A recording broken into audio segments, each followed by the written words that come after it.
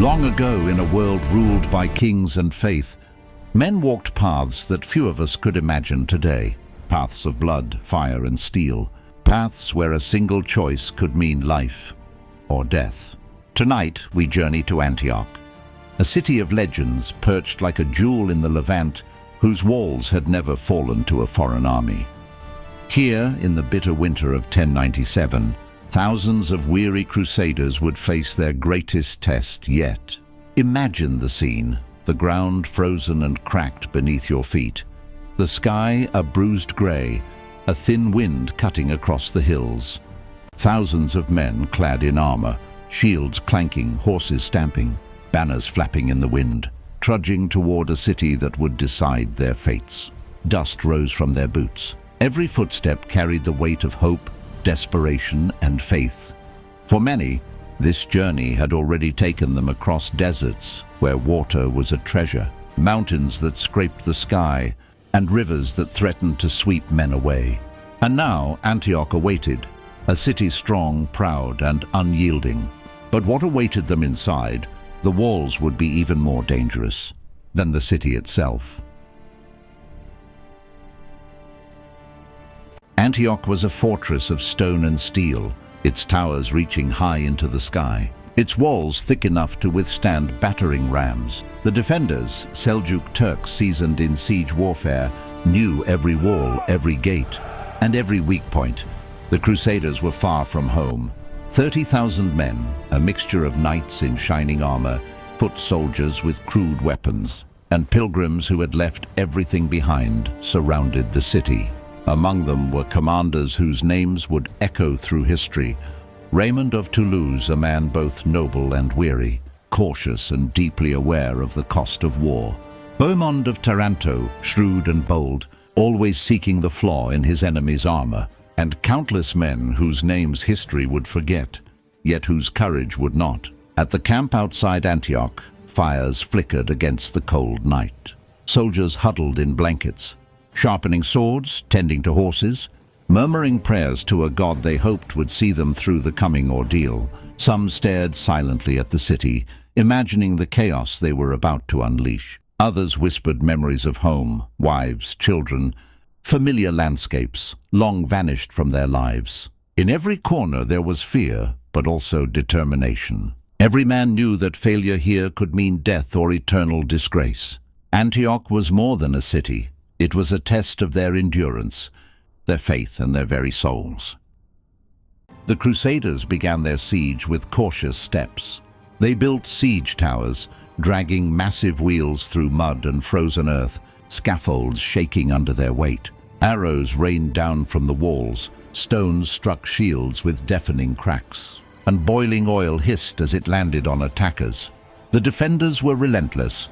Every day brought new horrors, disease spreading through the camp, men collapsing from exhaustion, horses dying from fatigue, supplies dwindling. Yet the Crusaders pressed on.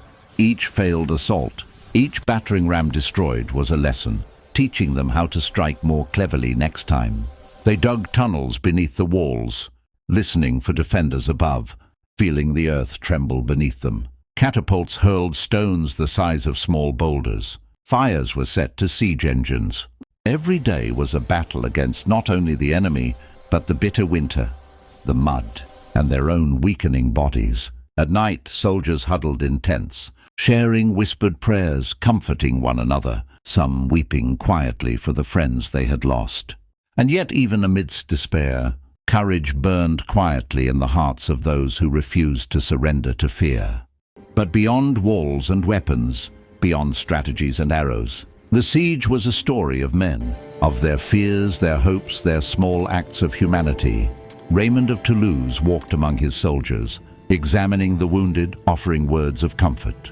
Bohemond moved like a shadow, observing weaknesses in the walls, whispering instructions to trusted knights. And all around them were soldiers whose names we will never know, men who faced death every day and still rose to fight. One soldier, barely 16, remembered the farm he had left behind. Another, a blacksmith from northern France, had forged the very armor he now wore, wondering if he would ever touch a hammer again.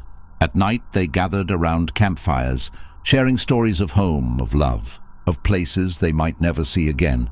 It was in these quiet moments, away from the clash of steel, that courage truly showed itself. It was not always in victory, but in the refusal to give in, to continue marching, digging and fighting, even when the end seemed impossible. Weeks passed. Antioch's walls remained unbroken. Supplies ran dangerously low. Disease claimed more lives than arrows. Despair crept into even the bravest hearts. It was then that cunning became as important as courage. Bohemond discovered a guard inside the city, one willing to betray his people for gold and survival. A secret gate, lightly defended and hidden from view, became the key to victory. The Crusaders orchestrated a diversion, while the main army staged feigned attacks along the walls, shouting, clanging shields, firing arrows. The small, elite force slipped through the hidden gate under cover of darkness. Every moment was tense. One misstep could mean death. Every shadow could hide an enemy. Every sound could signal betrayal. Strategy and bravery intertwined. The outcome of this siege depended on not only the strength of arms, but the strength of minds, hearts, and the courage to take unimaginable risks. Under the black veil of night, the secret gate opened. Crusaders slipped silently into the city, striking swiftly and without warning. Panic erupted within Antioch. Defenders ran through narrow streets, flames consuming buildings, smoke blinding those who dared resist. By dawn, the city had fallen. Victory had been won, but it came at a terrible cost. Thousands lay dead, many more wounded, and disease and starvation had left their mark on both sides. Yet in the aftermath, men who had begun the campaign as strangers were now brothers forged in battle.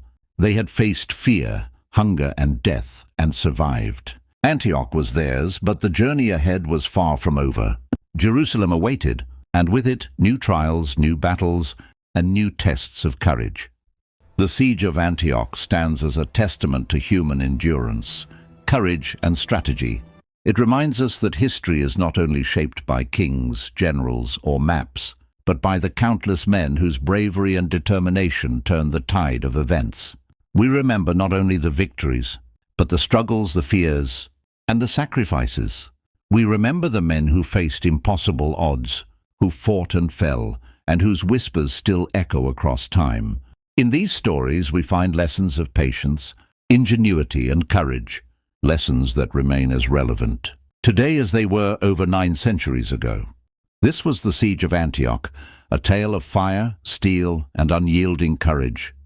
In our next episode we journey further into the First Crusade, to battles that shaped the fate of kingdoms and the course of history. Until then, remember, the past is never truly gone.